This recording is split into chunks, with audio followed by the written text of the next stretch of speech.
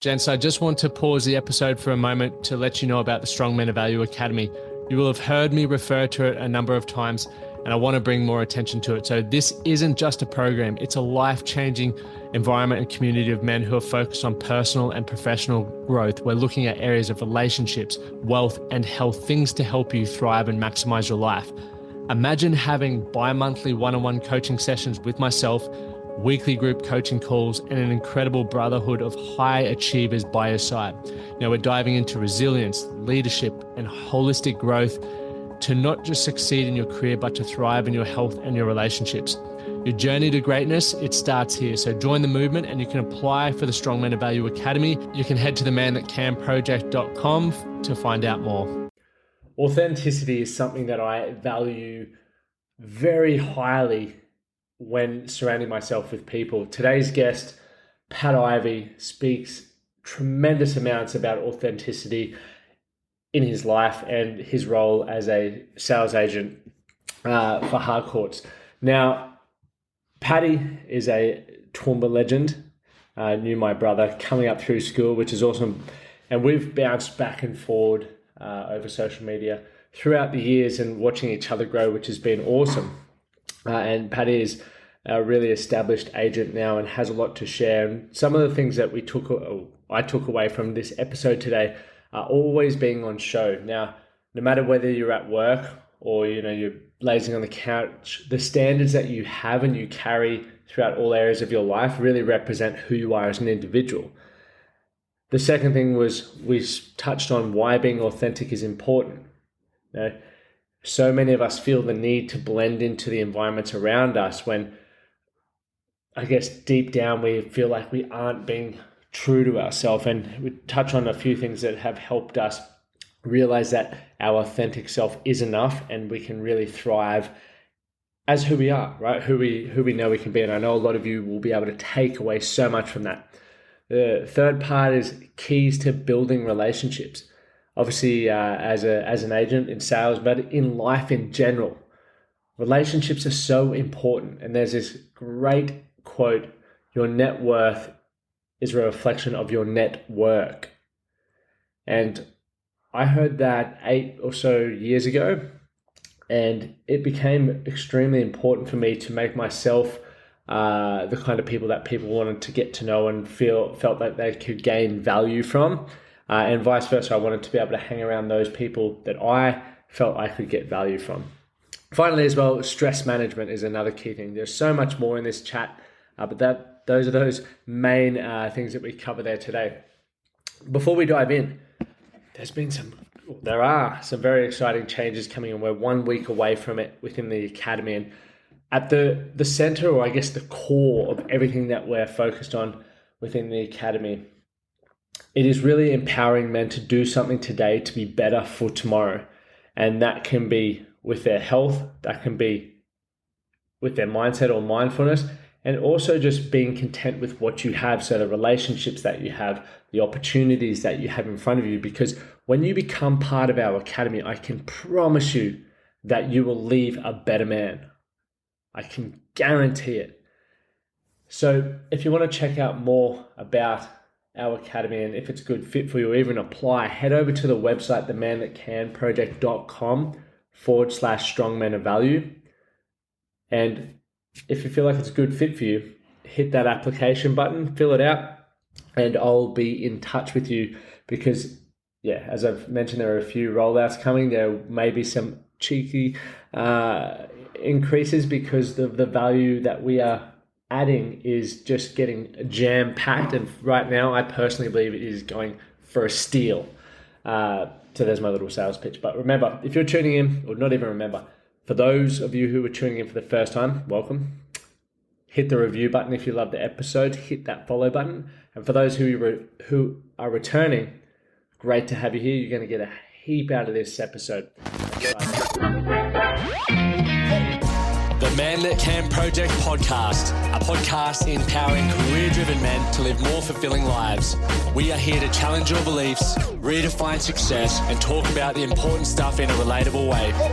Don't forget to subscribe and leave a review. My name's Lachie Stuart. Let's get into it. quite a few episodes under the That belt. is 420. I was like, fuck, I should know this because I did write it down just before, and then I was like, yeah, whacked it out. Mate, Very good to have you on here, mate. Thank you, mate. I'm glad we've made it happen. I know. It is very, very exciting. We've shot messages to each other over the years, which has been awesome. And watching your success, I don't comment a whole heap, but whenever I'm having a coffee in the morning, I'm scrolling, seeing what everyone's up to. And Well, it's a shame too, because you don't comment, and I'm often looking for those comments from you. I actually go through all my comments and where's Lachie Stuart? Very nice if he would once comment on my content. I'm sorry, mate. I'll do better. I'll be better. That's my verbal commitment to everyone.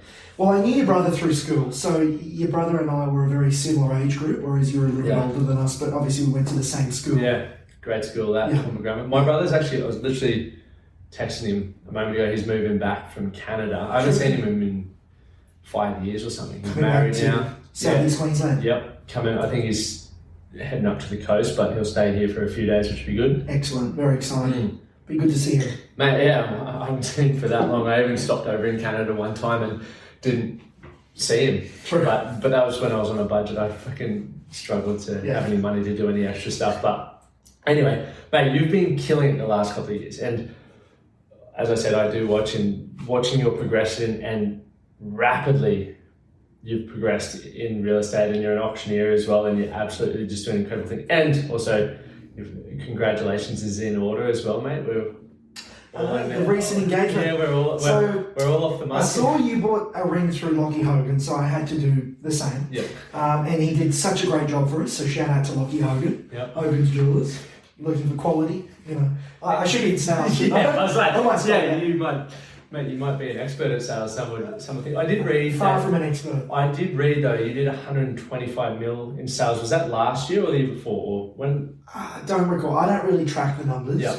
I do track the reviews though. Yeah. So if I'm doing good numbers, I'm getting a lot of reviews from happy customers. Yep. And that's what I look at, and that's how I build a business through referrals. Yep. Much like yourself, it's all word of mouth, hey? Yep. And that's really important. How did you go from Toowoomba then into real estate? Was that something you always were interested in, or was there a little period of you didn't know what you wanted to do? Very good question. No one out of their own mind goes, I want to be an agent if they're in year 12. No one does. Yeah, true. In fact, probably both of us wanted to pursue a rugby career. Yeah. I would have thought, well, definitely didn't work for me, probably because of my frame. I'm very sure. You're in it. However, what I did love was the competitiveness of sport. Yep. And I've now taken that competitive edge into business. And my business is all based on competition. Hey, competition will ensure that you get the best out of yourself. There's someone else at the same commission and you're at that commission. Why would they choose you over that person? And it has to come back to something else. Fire in the belly, hunger levels, and your ability to learn. And I just learned faster. So I went and studied a property economics degree at QUT. I did all that stuff in the background because I wanted to be like the smartest agent in my market, know all the numbers, understand valuation. So I'm technically a qualified valuer as well through my degree. But not only that, I was a community guy. I'm a bit of an extrovert if you haven't picked up. I know. I thought I was an introvert, but I'm definitely an extrovert now, I have to admit that. And I worked behind a bar at Pacific Golf Club, met a whole bunch of golfing members that own property Do you play golf, mate? Or you just... very poorly. Yes. And what do you play off? Mate, I don't even... The last time I had a handicap in Middle Ridge, Toowoomba, was like a fucking 20-odd, so don't worry. So Steve, my father, plays there every week, twice a week. Oh, really? Loves it. Middle Ridge is his club. But anyway, Pacific, that's a tough course. Played there Wednesday. I sponsored the day every couple of months now. Met all these members, was studying at uni, met a guy over the bar, as you do, sliding door moment. He happened to be the best agent in Harcourts, Australia, and said, what do you do? I said, study property economics at QUT, want to be a valuer or get into commercial. He said, bugger that, come have a coffee with me. So I had a coffee with him the next day. He said, I'm leaving this industry, but I've got a colleague. He'd be a great associate to work with him. You can work my database. It's all around here. Go for it.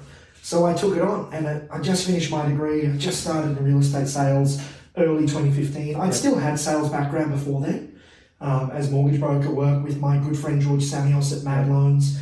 There was still a little bit of stuff prior going on, and even my cousin was selling retirement villages on the Goldie. Yeah, right. But I'd always managed a couple of different jobs, many different hats, and I had learning to do auctions and working at the bar at night and working through real estate at day. I was working so many hours. But again, the work ethic and then the competitive nature of sport helps you in business so much. Definitely. Mate, that is a whirlwind that you've been through. And it was cool that you were even open to the coffee, because a lot of people, I was thinking about it earlier, a lot of people get presented opportunities to go for a coffee with someone, or, I started in network marketing, mate, so I presented everyone a fucking opportunity. And a lot of people weren't open to the idea, but there's certain things that come across your lap that can legitimately change your life, even if it's not what the opportunity that's being presented. It could just be the fact that you've now met someone who can connect you to someone else, or give you, that list that you would give, like their database, for example, to sort of start building off.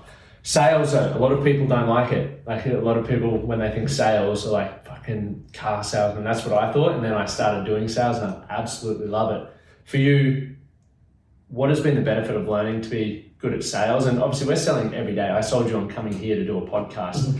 I would have much appreciated you coming over to where I was.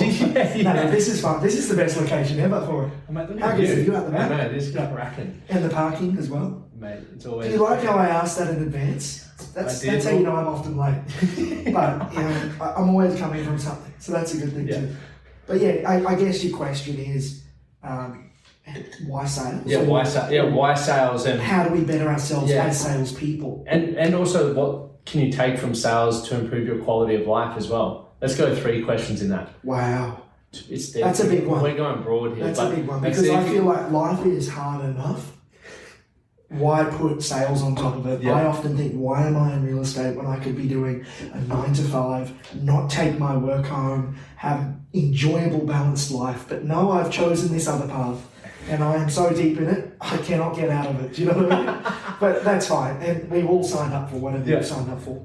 I suppose, though, in answer to that question about sales and did you say bettering our life? Bettering our life from it. Okay, because sales to me is rejection and being able to deal with that. And everything in life, right, is a bit of a objection handle, I should say. How we handle that and how we react to something is how we become successful.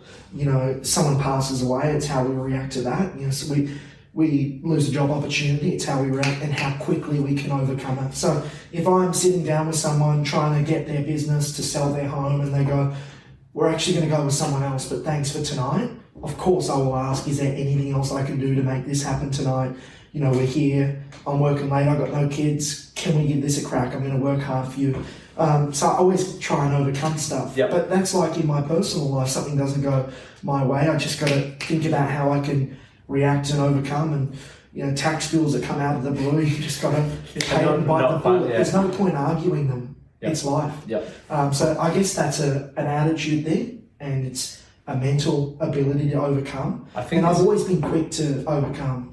I think it's an important thing, though, tying it back into, I believe everyone should give sales a crack, because as you touched on, I was going to talk about that shortly, is rejection. Like, a lot of people are not doing what they want to be doing through fear of rejection, through fear of criticism, through fear of failure. But then more to the point of when you think about rejection, it's how do you respond, react, problem solving. There is a lot of shit going, like there's so many people are unhealthy, physically and mentally, and they aren't sitting there going, what can I do about this? Should I learn about nutrition? Should I learn some things to improve my mental well-being? Should I learn how to sleep better? Or should I learn how to get in the gym? We just go, I'm fucked, that's it, hands up, problem, and find the easy solutions. And if weak man's mindset. Strong man's mindset is, how do I do this better? Even when you don't feel like going to the gym, we turn up. Even when I don't feel like going to work or making the call to let someone know their contract's fallen through and they've bought something else, they've sold their home, the sale contract has fallen through. Now how are they going to buy this? How do I make that call? It's not enjoyable, but I got to get on with it and I got to deliver the facts. How do you deal with that, though? Because that would be I would imagine, a pressure cooker situation. Very much so. When you're doing volume, you got to think there's more of those calls to make, hey? Because if you sell 100 homes a year, 10 of them are not going to go to plan, right? The other 90% would be excellent if they all go to plan. Sometimes that's not the case, but 10 will definitely not go to plan. That's just life. And it's how we try and find another buyer or try and find another solution to the outcome to help them with their property journey, hey? Because sometimes people let you down. That's life. But also circumstantially, sometimes buyers can't get finance, or there's an issue with the building and pest inspection report that hadn't come up prior. it's how we overcome that. And we're in a really crossroads situation there when you're buying and selling a home. It's emotionally, it's some of the peak of what you'll experience in your life because there's so much on the line. It's your biggest asset. Yep. So buyers and sellers, they're worked up at that time. So if I'm not centered and calm in the delivery of the message, when I want it to go down a certain path, it could also go pear-shaped if they sense that my energy's off. Yep. So that comes back to meditation. It comes back to going to the gym in the morning, daily routines. All of it, funnily enough, comes back to what you preach every day. Yeah, and because you are one of the leading sales agents for Harcourts, or you are the... I wouldn't say, no, by far, definitely not number one, but I'm coming for you, Ptolemy Stevens. No, we're in the top 10, and we're very consistently there. Yep. A lot of agents will fluctuate each quarter in and out, but we'll always be in it. Yep. But we've been number one once, we want to be number one again, but that's not the be-all and end-all. The be-all and end-all to me is being a community agent. I live in my area. Yep. My neighbours know me. I've sold both their properties. The neighbours across the street know. Everyone know. Like it's intense because I'm always on show, I feel. Yep. I go down to the local IGA Carina and I bump into 5 clients. It's just is what it is. Yep. It's something I've had to manage too, and you probably have a little bit of that going on. I know your partner definitely does. That's life, hey.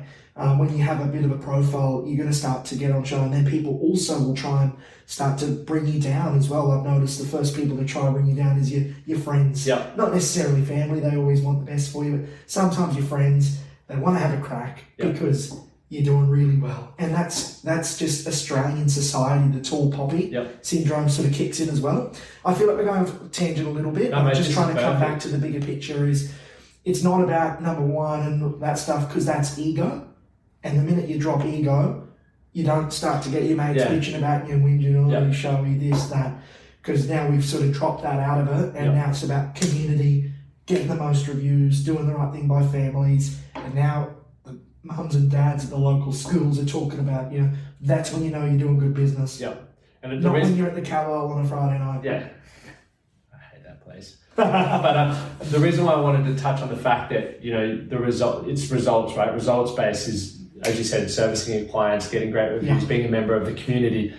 I wanted to tie that into the fact that it's standards. A lot of this is about the standards that you set for yourself, right? You're a driven, ambitious bloke who has a high set of standards. You said you're meditating, you're getting involved in the community, you're going to the gym when you don't feel like it, also that you can show up as the best version of yourself, because it doesn't matter if you're, in the 9 to 5 hours when you're on show as an agent or doing open homes, etc. But you're always on show because you are your brand. And I think it's really important to highlight for a lot of people. And I work with a lot of successful people, such in a range of different industries. But what I see are a few common patterns, right? And it's not just about they were born with a silver spoon or anything. It's like hard work, problem solving, negotiation, resilience. Look, prioritizing yourself, obviously, because you are the vehicle that can deliver the results for your clients and obviously create that life that you want for yourself. And the first thing that a lot of people sacrifice under pressure is their health, is their relationship, is, time with their mates. And it's like, well, then they're just pushing themselves down this terrible rabbit hole of misery is the way I look at it. It's a lonely journey when you're in that top 10%, if you want it to be lonely. Yep. If you don't want it to be and you're willing to put more time and energy into friends, family and socialising, look, that's exhausting. Don't get me wrong. Yeah. I'd rather sometimes be on the couch watching the footy than being out sometimes. But, you've got to make that little extra effort. And, the amount of times I've gone to that extra engagement party or wedding and brushed shoulders with someone who's turned around and gone, I'm actually thinking of selling my house. I'm not going to those events to do business, but it's just an opportunity that arises because you're putting yourself out there and you've got to make an effort with friends too. You can't not show up to those things sometimes, even though it's so easy to just cancel, reschedule them. They're your mates, and I still hang out with, there's one particular mate who I went to school with, Dom Watt. I'll still try and catch up with Dom so regularly, right? He's a Moringan West boy. And Dom and I are still tight. We don't see each other all the time, but we pick up where we left off because we've put muscle in the relationship, because we both try and make an effort to go and have a steak at the Norman or whatever. Yep. I love that, mate. That is such an important thing. And once again, for all of those who are losing, every day or every week or every time you communicate with your mates, you're selling them on why they should continue to be a friend. And I think, once again, people go, oh, that fucking sounds disgusting, but it is. It's like, well, are you putting effort in the relationship? A sale is essentially you it's a deposit or a withdrawal. Yeah, exactly, right? And a lot of people wonder why they may not have the friends in their life, or they wonder why after 10 years you're not talking to your wife properly. I said this all the time. Like, oh, my wife wants to leave me. I'm like, well, have you been putting deposits in the relationship, or have you just been going home, sitting on the couch, drinking beers and carrying on with your work day, which is a common thing, right? And it transfers once again into your relationships. I have I think I'm up to 8 now, 8 mates in my favorites list that I try to call every week just to check in. I don't want anything from them. It doesn't need to be a long conversation, just fucking 3 to 5 minutes. How you going? What's been going on? How's the family? Boom. And then when we catch up again, it feels like you're still back at school and you see each other every day. That's interesting that you're so process driven. Yeah. But that's how you've got to be, isn't it? Well, if you really want to be taken seriously as a friend or in business, you sort of have to have processes and systems, hey? And one of the, we shouldn't think of it that way, but one of them is just regular touch base. Yeah. And that's what I do in my business. And I guess we try and do it on a personal friendship level as well. When we go and have a steak at the Norman, it's just a catch up face to face. Yeah. It's much like, I just jumped off a phone call when I parked underneath you before. Yeah. And he's like, mate, send me through the documentation. I want to just sign it today, whatever, via DocuSign. That's cool. Love that.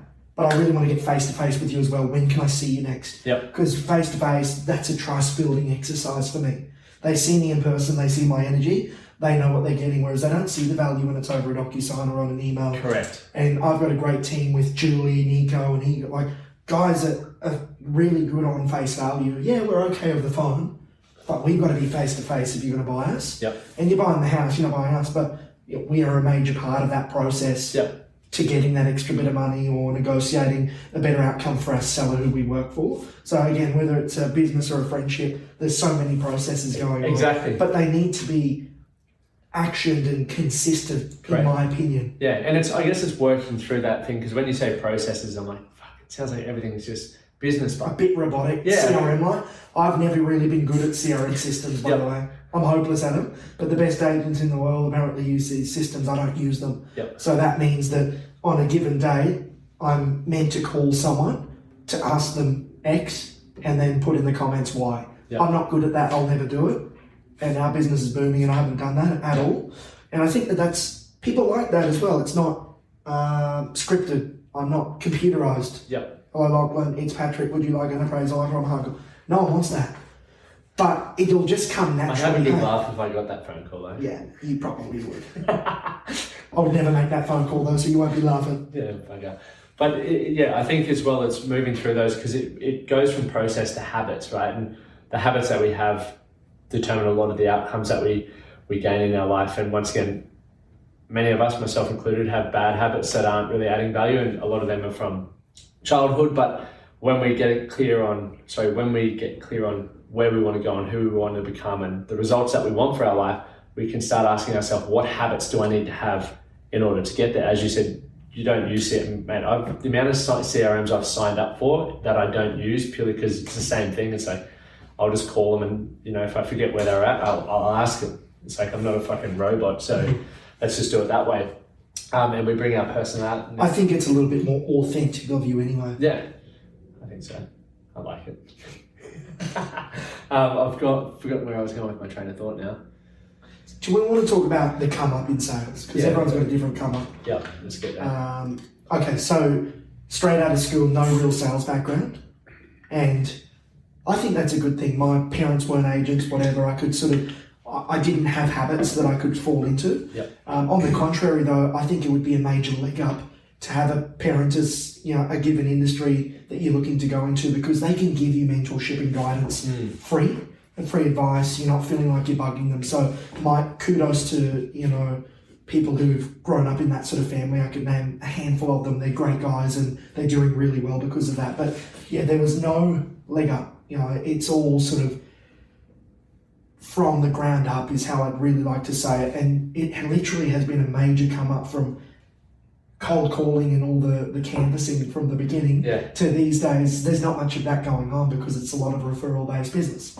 But there's that 7-year period of a lot in between where, again, it's deposits and withdrawals in relationships with people. So much like we just talked about friends, you're putting, things in letterboxes and then you're following that up and then you're offering them a free coffee voucher in that next distribution of letters, and then they see a signboard go up, then they start seeing your Instagram and Facebook posts on socials that are being sponsored, and then they start following that, and then you call them to see if they like it. Like the appraisal call comes in after the 7th touch base or contact, right? Because you deposited, and then you've asked for a withdrawal on the 7th.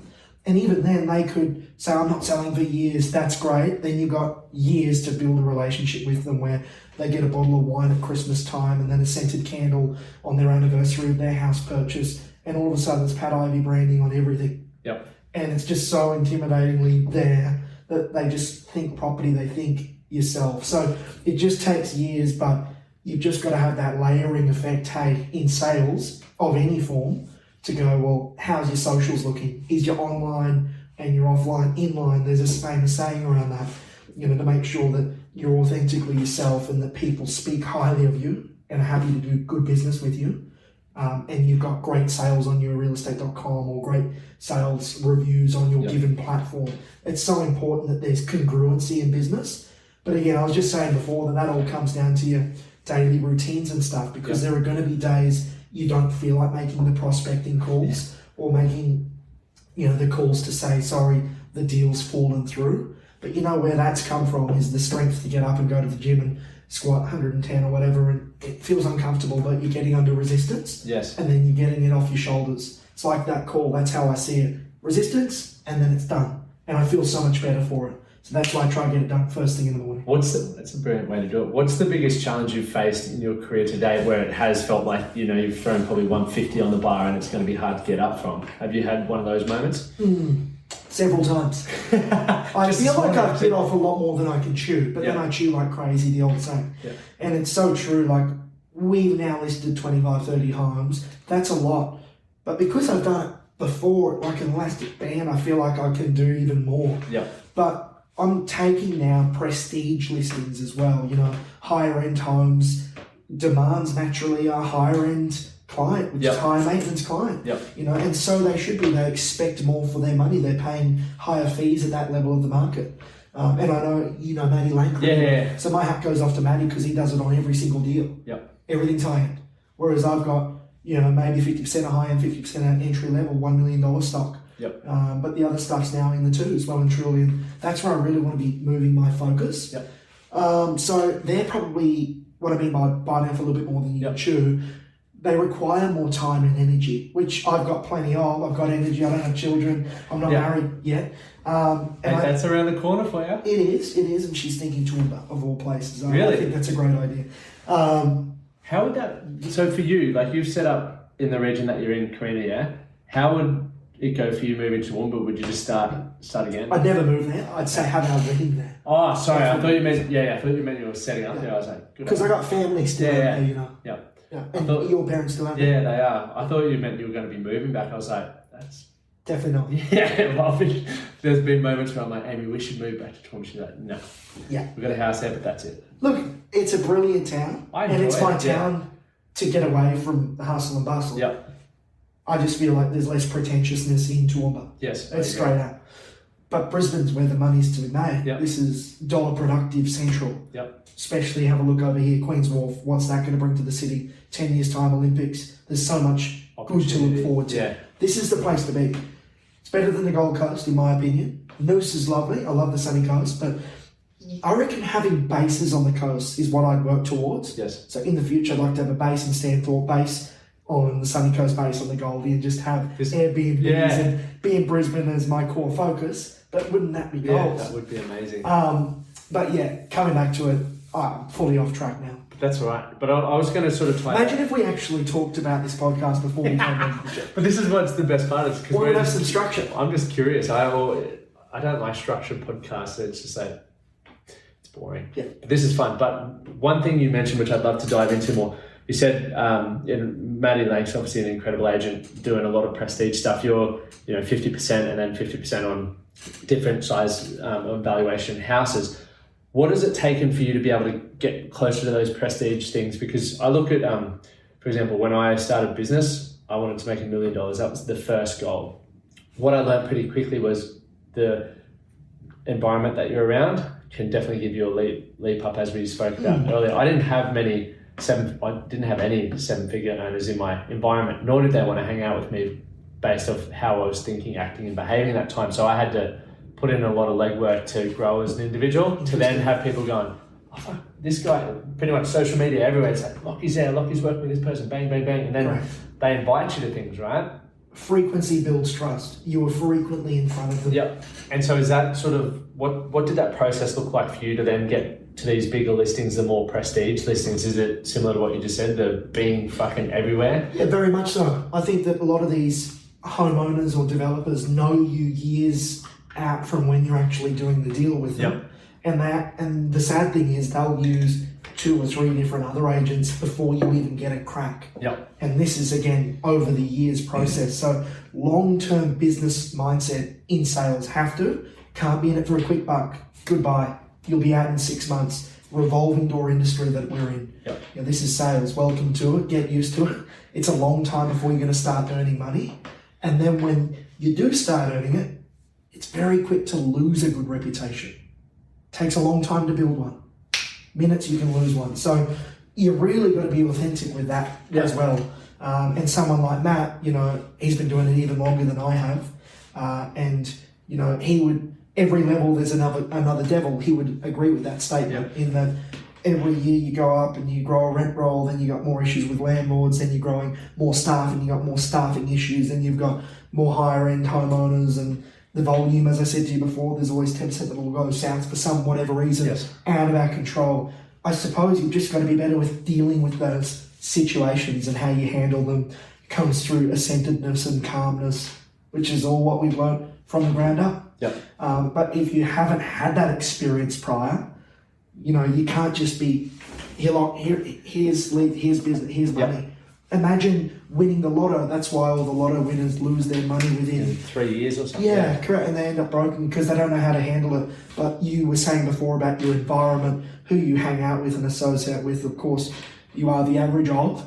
So if you're changing your circles for the better, well, that's probably a good thing because you're leveling up. And then instead of going through those mistakes yourself, maybe you can learn off them to avoid the mistakes being made. Definitely. So leveraging your network for that reason would also be helpful.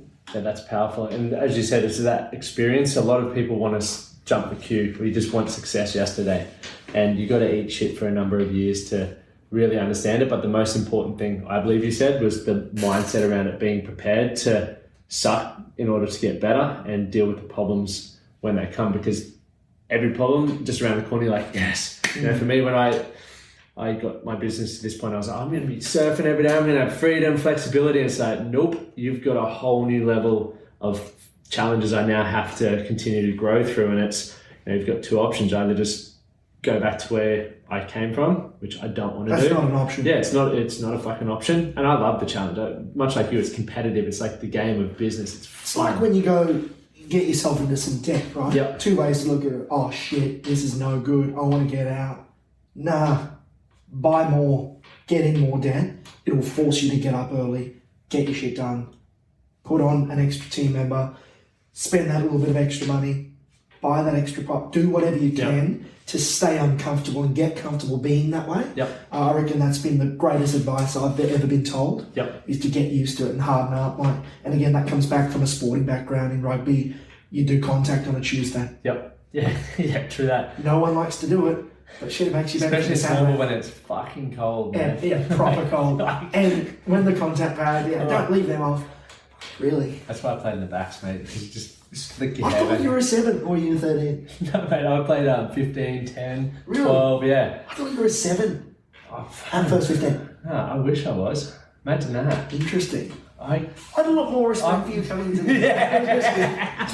Everyone's like, you look like a mongrel, probably because of that photograph when I was at Rangers and in the rain and beard and stuff, and I looked tough, but I wasn't. Okay, interesting. It's all perception. Very much perception. But let's rewind and just Picture on the 7. I'm happy to do that. Can I ask you a question? I'm interested to know, say you go away on holidays. Yep. Or even a Sunday. Let's just peel it back. You know, when you're in sales, the mind doesn't stop, right? We're often thinking about things, overthinking. I forgot this, I forgot to do that. It's a brilliant thing to have, is a mind that never stops. But, you know, you look at what happened to Paul Green recently in Men's Health. Let's talk about that. How do you handle a mind that doesn't stop ticking? I'd imagine yours doesn't. You know, can you just literally sit there by yourself in stillness and read a book and do that or do you struggle to do that because you're thinking and you're glued to your phone? Because I'm really struggling with that, I'll be honest with you. On a Sunday, it's my only day off, and I'll be on my phone I'll be checking for work. Feeling almost guilty that I'm not working on a Sunday. I'm glad you brought that up, because so Darren, who was on yesterday, is a good mate of Greeny's, and we spoke about this. We actually had this conversation last week as well, going, how do you switch off? Because obviously Functionwell has been hit with the flood stuff, and all businesses were affected by COVID. And I was saying the same thing to Darren. I was like, mate, does it get to a point where you reach a level of success where you feel like you can switch off? Because you ask my wife, you ask anyone that knows me, it's like I'm always on. Like always, even if I'm fatigued, I'm fucking on. I'm like, all right, I can do content on this, should network with this, I've got to send this person an email. And I'd love to have a good answer for you there, but what has worked well for me is like I chunk certain times of things and I can't have my phone around me, but I also need to know that there's time allocated in every day. I work on my business 7 days a week where I have the time to implement something that I've been thinking about. And if I tried, like when I was overseas recently, I still had to work. And for me, when I say work, like I genuinely enjoy what I do, and some people may say that, you know, you should switch off and refresh, but I am refreshing. I'm just taking note, and then I'm looking to implement certain things. So whether it's sending an email to a team member saying, hey, this is what's got to be implemented. I'm not doing it. You do it. It's just brain dumping. So getting it out of your mind. Yeah, I have to get it out of my mind. But like I've said, even on a Sunday, for example, Sunday afternoon, I plan the week ahead or just solidify everything. But that's when I think about, okay, when am I training? What meetings do I have to have? What leads do I need to get back to? And I think about that all day, but because I now know that I've got 30 minutes to 45 minutes in the afternoon, I can sort of switch off a little bit easier to know that that's going to get done then. Let's enjoy whatever I have throughout the day. I'm also very lucky, obviously Amy's the polar opposite to me, and so is my brother-in-law. Like they just blow with the wind, you know, like tumbleweed, which is awesome. Frustrating, but also awesome because it's taught me to be more present and to let things go. So I'm sort of leveraging off. So you're a control freak? Yeah, fuck yeah. Yeah, likewise. Yeah, 100%. And it's a burden, but it's also a benefit in business. Yeah. And I think in life and in business, George and I went for a walk last week, and he was talking about his inability to focus. And mine is like, I'm hyper-focused because I'm always thinking about what needs to be done. And I think it's like a muscle. So because you and I, for example, are so used to being on, thinking about what we're working towards, what we need to do in order to get there, it's very hard in the hour or two a day that you have to slow down when 10 hours a day you're on. Does that make sense? It's like a couch potato for them to stand up. If you've been in a bedridden for fucking months, trying to stand up again, muscle atrophy, you don't have the muscle there. So I think it's all about also training that as well. And once again, I'm not good at that, and I don't want to sit here and say I want to be good at that, because I know exactly what I'm here to do, and it's like I'm not going to achieve that by having days off. And I don't feel fatigued. Like I genuinely love learning. My whole business is built around what I do anyway: training, fucking traveling, working on my mental fitness, networking with people, hoping to help people feel better. So I love doing that. Does that answer your question? Kind of, yes. What's the kind of bit that it didn't? Do you want an exact I just want to know if you get fidgety if you're not working or doing things to progress. Yeah. I think any ambitious male or female who loves what they do so much struggles on Sundays a little bit. I'm just using Sunday, and that could be taken as holidays as well. Because I'll go, great, looking forward to going to Pottsville or Hayman, and I'll get there and I'll put the bags down and I'll just be like, wow, I feel like I'm going backwards. You know what I mean? I need to be doing it, I'm making calls, but we literally need to switch off to recharge to get better. But you're saying that you can just put your phone away for a little bit, be present to the moment. Anything that you need to brain dump and write down, great, you'll outsource it and do it. Yep. And then you'll have a few drinks and carry on. Yep. And try and recharge. Is that what you try and do? Yeah. Yeah. Because I think that's so important. As we get busier, we need more downtime. It's about living. Otherwise, we'll burn out. Yeah. Have you ever burnt out? Yeah, a number of times.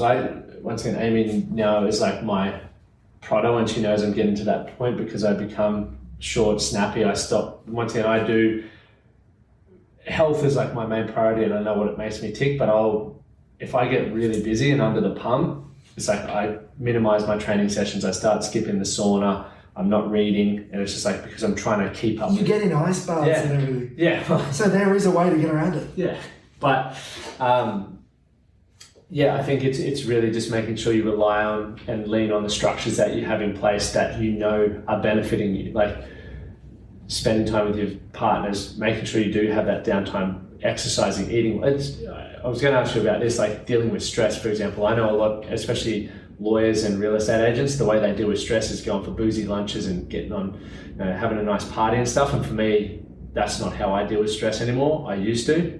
For you, how do you deal with, blow off a bit of steam? Okay. It starts in the morning, obviously. Gym is the best stress relief you could ever ask for. Yep. Let's agree on that. Yep. Through the day, obviously, there's going to be ups and downs. Every day it seems to be quite hectic for me at the moment. There's a settlement, and then there's a contract that falls through, and then there's a listing that we sign, then there's a listing that we lose. All of this stuff happens in one day, and then I'm making 100 calls either side of those activities to try and get business. We're always prospecting for new business, and a lot of those calls don't go your way, they go with someone else, whatever. Yep. So it's just like at the end of the day, you're so exhausted and scattered that you need to get home. I'll often, and I'll admit, I'll have a glass of red or two, and it just is my stress reliever. Yep. I love it. I look forward to it. It's Michaela and I's downtime. We love to crack a bottle. Yep. That's just what we do because we're in the same line of work. We know how challenging a lot of these people can be, but we can't take that on board. We're just going to move on. And then, I'll just try and de-stress by putting a show on and put my phone away. But I do struggle with that.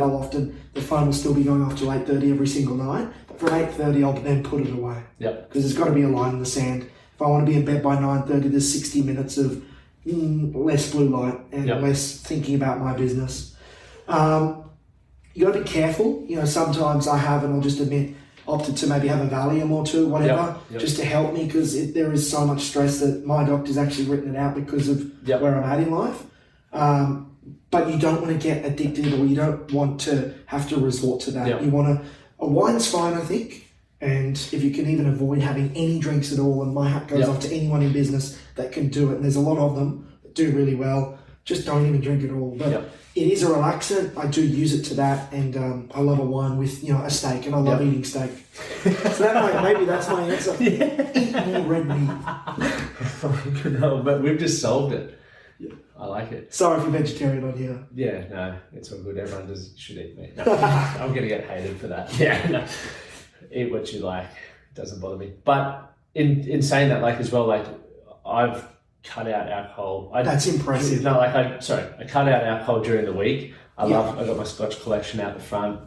I love my red wine and stuff. But I use these Whoop bands to track a lot of stuff, and there's a lot of data around it and how it impacts your sleep, and obviously how that impacts various other things. And for me, I'm always trying to optimize my mood because I'm, struggling with the whole reason why I'm in this line of work is my mental health is always struggled, and Amy will always be like, you're just a fucking prick when you're drinking. I'm real snappy, I'm moody and carrying like that. And that's not how I want to be as a husband, as a mate. So for me, it's about sort of looking after that side of things, because a lot of people drink and wonder why they are snappy, I wonder why they are moody. And for me, it's like, okay, well, there's things to look at, but when you're energetic, you're outgoing and stuff like that. So for you, if it's not an issue for that, I definitely think it would be an issue.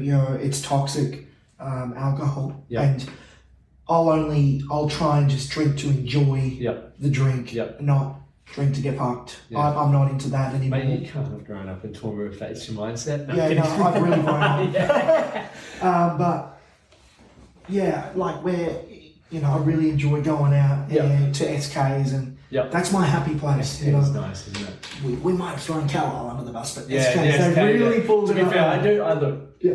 It's Carlisle is nice when you go there. You're like, this is quite nice, but it's just really pretentious. Yeah, and very. SKs is too, but I love their food. Yeah. And their wine. It's a happy place. Yeah. And you work so hard, 6 days a week. Sometimes I like going there on a Saturday night. Yeah. It's a special place. So that's where I like to really enjoy a nice wine, because I've worked for it, and I just know that's like the luxury that I've worked for. And other people have other luxuries, but I just like the finer stuff because I've worked so hard for it. I want to ask one last question. Sure. For you. How do you prioritize your relationship while having a lot on at work? Because once again, it's an easy excuse to go, I'm busy, I'm tired, can't make that. To then, obviously, you're getting married, giving a lot of yourself to a relationship, being in a position of trust and love. Like, how do you prioritize? Yeah. It's a beautiful thing. It's a beautiful thing. Picking up the phone. Because we're in the same line of work, it's okay. I feel like it's manageable because she knows that I work late hours. She signed up for that. I don't start early though, so sometimes like this morning, we snuck away for a quick brekkie day. Worked perfectly. You just got to work to your schedule. Hey, most people will do 9 to 5. You know, I'll do 10 till 8:30 or 10 till hopefully no longer than 6:30 at the moment, because I like to get home and, you know, take calls from home instead of doing face-to-faces after 6:30. It's a bit late. So yeah, just understanding each other's schedules and appreciating that. Being in the same line of work helps in that regard, but it also means that we're always talking real estate, right? So you marry the game. And then, really just like everyone does, book your holidays in advance. That's all I can say is have something to look forward to. Have date nights to look forward to, the SK thing. And we did a Torbrick wine tasting night the other night at Barrel and Stills at the Drapery, which I used to live there. Great little building, knew the boys downstairs really well, and they remembered us, and we used to go there all the time. And yeah, I like going to places where we know the business owners.